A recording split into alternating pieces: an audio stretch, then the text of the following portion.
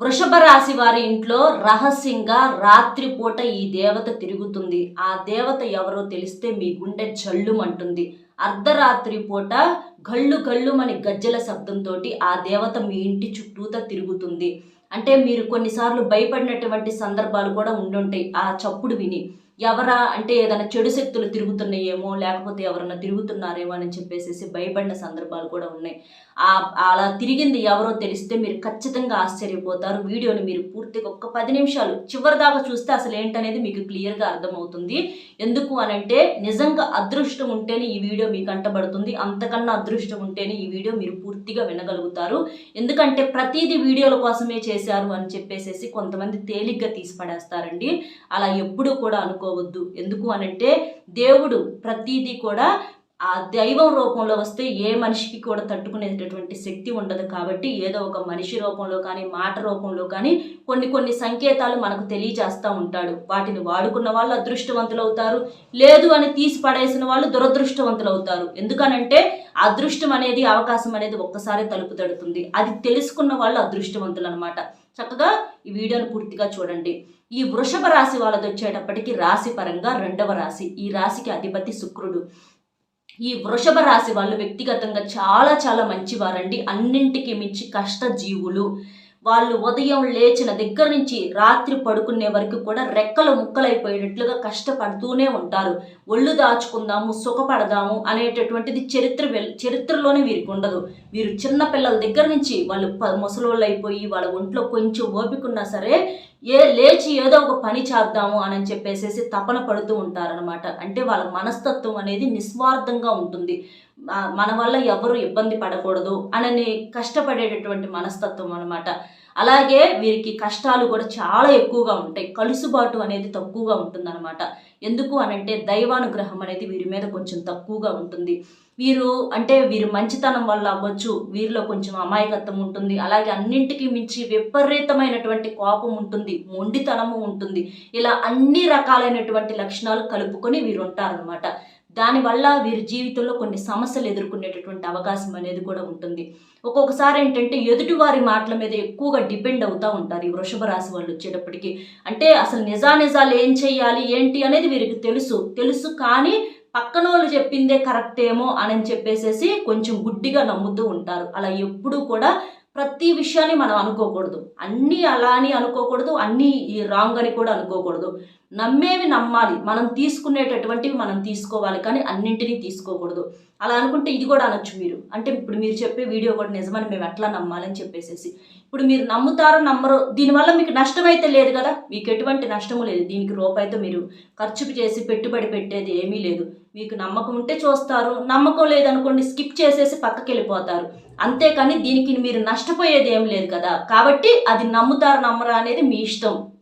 ఎందుకనంటే ప్రతి ఒక్కరికి కూడా జీవితంలో దైవాన్ని నమ్మకపోతే ఎవరిని కూడా నమ్మలేరు. ఇక్కడ నన్ను నమ్మమని నేను చెప్పటంలో, దైవాన్ని మాత్రం ప్రతి ఒక్కరూ కూడా ఖచ్చితంగా మీరైనా నేనైనా ఎవరైనా నమ్మాల్సిందే. అలా మీరు నమ్మకాన్ని బట్టి మీరు చేసుకోండి, లేదంటే వదిలేసేయండి. అదంతా మీ ఇష్టం. ఎందుకంటే విన్న వాళ్ళు అదృష్టవంతులు అవుతారు. ఆ విలువేంటనేది, ఆ నిజాలు ఏంటనేది వారికి అర్థమవుతుంది. కాబట్టి అలా మీరేంటంటే చాలా రకాలుగా సమస్యలు అనేది ఎదుర్కొన్నారు. చిన్న వయసు నుంచి కూడా ఎక్కువగా కష్టాలు ఎదుర్కొని నలుగురు మనస్తత్వాలు చూసినటువంటి వారిగా మిమ్మల్ని చెప్పుకోవచ్చు. అంటే ఫేస్ రీడింగ్ కూడా వీరికి వచ్చు. అసలు ఎవరు కరెక్టు, ఎవరు ఏం చెప్తున్నారు ఏంటి అనేది కూడా ఒక మనిషిని చదవగలిగినటువంటి శక్తి కూడా వీరికి ఉంటుందన్నమాట. కాకపోతే ఒక్కొక్కసారి ఏంటంటే కొన్ని పొరపాట్లు అనేవి చేస్తూ ఉంటారు. దానివల్ల చాలా రకాలుగా ఇబ్బందులు పడుతూ ఉంటారు. కాబట్టి మీరేంటంటే ఎప్పుడైనా సరే మీకు ఎలాంటి సమస్యలు వచ్చినా కూడా మీ కుటుంబ సభ్యులతో కూర్చొని మాట్లాడండి. అప్పుడు ఏ నిర్ణయం తీసుకోవాలన్న విషయం మీకు అర్థమవుతుంది. అంతేకాని బయట వాళ్ళని, ఫ్రెండ్స్ అని, వాళ్ళని వీళ్ళని నమ్మినట్లయితే మీరు నష్టపోయేటటువంటి అవకాశం అనేది ఉంటుంది. మీ భార్య, ఇప్పుడు మగవారు అనుకోండి మీ భార్య మాట వినండి, లేదా ఆడవారు అనుకోండి మీ భర్త మాట వినండి, లేదా మీ తల్లిదండ్రులను సంప్రదించండి.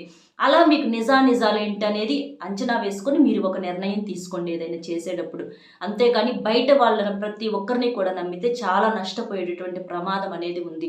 అలాగే మీకు డబ్బు పరంగా ఏంటంటే చాలా రకాలైనటువంటి ఇబ్బందులు ఎదుర్కొంటారు. మీకు తాతల ఆస్తులు, తండ్రుల ఆస్తులు ఇవి చాలా తక్కువగా ఉంటాయి. ఎక్కువగా కూడా మీ కష్టం మీద మీరు మీ కుటుంబాన్ని లాక్కు రావాల్సినటువంటి పరిస్థితి అనమాట. ఇప్పుడు ఎద్దు చూడండి ఎంత కష్టపడుతుంది, దాన్ని అయ్యో పాపం అనే వాళ్ళు ఉండరు. అలాగే మీ జీవితంలో కూడా మీరు అంత కష్టమే ఉంటుంది. కానీ ఒక్కొక్కసారి ఆ ప్రేమ అభిమానాలు దొరక్క మీరేంటంటే కొంచెం నలిగిపోతూ ఉంటారు. కానీ ఖచ్చితంగా ఉంటాయండి. మీ కుటుంబ సభ్యులకు మీ మీద ప్రేమ లేకపోతే ఇంకెవరికి ఉంటుంది చెప్పండి. కాకపోతే ఏంటంటే వారికి ఉన్నటువంటి పరిస్థితుల వల్ల ఒక్కొక్కసారి అరిచినా చేసినా కూడా ప్రేమ లేదని చెప్పేసి మీరు అనుకోవద్దు. అలాగే మీరు కూడా కొంచెం కోపం తగ్గించుకోండి. మీరు కోపం తగ్గించుకోవటం వలన మీ జీవితానికి సమస్యలు చాలా వరకు కూడా తగ్గించుకున్న వాళ్ళు అవుతారనమాట. మీకున్నటువంటి మంచితనం వలన ఆ దైవానుగ్రహం అనేది మీ మీద పడింది. దానివల్ల ఏంటంటే ఇప్పుడు మీ ఇంటి చుట్టూతా ఆ దేవత అనేది తిరుగుతుంది. ఆ దేవత ఎవరో తెలిస్తే మీరు ఖచ్చితంగా ఆశ్చర్యపోతారు. ఇన్నాళ్ళ నుంచి మేము ఇంత చిన్న విషయాన్ని తెలుసుకోలేకపోయామే అని చెప్పేసి మీరు బాధపడతారు. ఎందుకంటే ఆ బాధలు తట్టుకోలేక కొంతమంది దైవాన్ని పూజలు కూడా చేయకుండా వదిలేసిన వాళ్ళు ఉన్నారు. దైవం లేరని చెప్పి లేరు అని చెప్పేసి గట్టిగా నమ్మిన వాళ్ళు ఉన్నారు. ఇట్లా అసలు ఒంటరిగా కూర్చొని కుమిలిపోయినటువంటి సందర్భాలు కూడా ఉన్నాయి ఆ కష్టాలు తట్టుకోలేక. కాబట్టి ఆ దేవుడు ఏంటంటే మీ యొక్క బాధను ఆలకించి ఇవాళ రోజున మీకు ఈ జీవితంలో ఇంత అదృష్టం అనేది దక్కింది. మీరేంటంటే ఆ దేవత గురించి తెలుసుకుంటే ఖచ్చితంగా అంటే మీకు ఒళ్ళు గగురు పొడుస్తుందని చెప్పుకోవచ్చు. ఆ రాత్రిపూట తిరిగేటటువంటి ఆ దేవత ఎవరు అనంటే మీ ఇంటి యొక్క కులదైవం. మీ ఇంటికి కులదైవం ఎవరైతే ఉన్నారో ఆ యొక్క కులదైవం మీ ఇంటి చుట్టూతో తిరుగుతుంది. మీ ఇంట్లోకి ఆహ్వానించడానికి అని చెప్పేసి మీకున్నటువంటి సమస్యలను తీసేయటానికి ఆ అమ్మ మీ చుట్టూతో తిరుగుతుంది. ఎందుకు అనంటే మీరు చాలా వరకు కూడా కులదైవం అంటే తెలియని వాళ్ళు కూడా ఉంటారు. ఒకవేళ తెలియని వాళ్ళైతే మీ కుటుంబ సభ్యుల్ని, మీ పెద్దవాళ్ళను, మీ తల్లిదండ్రులను లేదా మీ బంధువులను అడిగితే వాళ్ళు చక్కగా చెప్తారు. ఎందుకంటే వాళ్ళకు తెలుసు కులదైవం అంటే ఏంటి అనేది.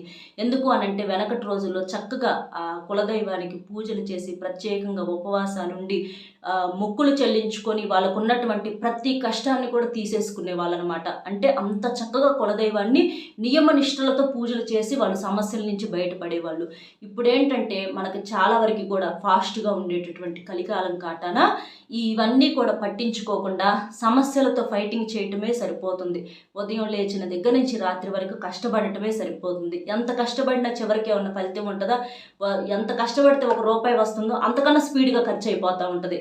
కొంతమంది ఇట్లా చూసిన వాళ్ళు అట్లా సెటిల్ అయిపోతారు. ఏది కష్టం తక్కువ పడేవాళ్ళు. మనం ఏంటంటే అంత చేసినా కూడా ఎక్కడ వాళ్ళం అక్కడే ఉంటాము.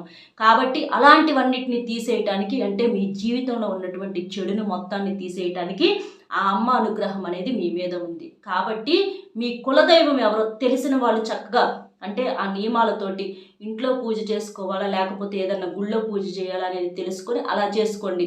లేదు మాకు తెలియదు అని అనుకుంటే మీ పెద్దవాళ్ళని ఎవరినైనా సంప్రదించి ఫోన్లోనైనా సరే ఆ కులదైవం ఎవరు అని అంటే చక్కగా చెప్తారు వాళ్ళు. అలా తెలుసుకొని సింపుల్గా మీకు చేయలేకపోతే రోజు అవసరంలా సింపుల్గానైనా సరే కాస్త ఆ దైవానికి దీపం వెలిగించి పూజ చేసుకొని ఏదన్నా నైవేద్యం ఒక అరటి పండో లేకపోతే ఒక యాపిల్ పండో ఒక జామ పండో లేకపోతే ఏదన్నా స్వీట్ కానీ ఏదన్నా బెల్లం కానీ ఏదో ఒక పాయసం కానీ ఏదో ఒకటి మీ శక్తికి తగ్గట్లుగా పెడితే ఆ అమ్మ శాంతించి మీ ఇంట్లోకి అడుగు పెట్టడానికి అలాగే తిష్ట వేసుకొని ఉండి మీ జీవితంలో ఉన్నటువంటి సమస్యలను కష్టాలను తీసేయటానికి ఆ అమ్మ సిద్ధంగా ఉందండి.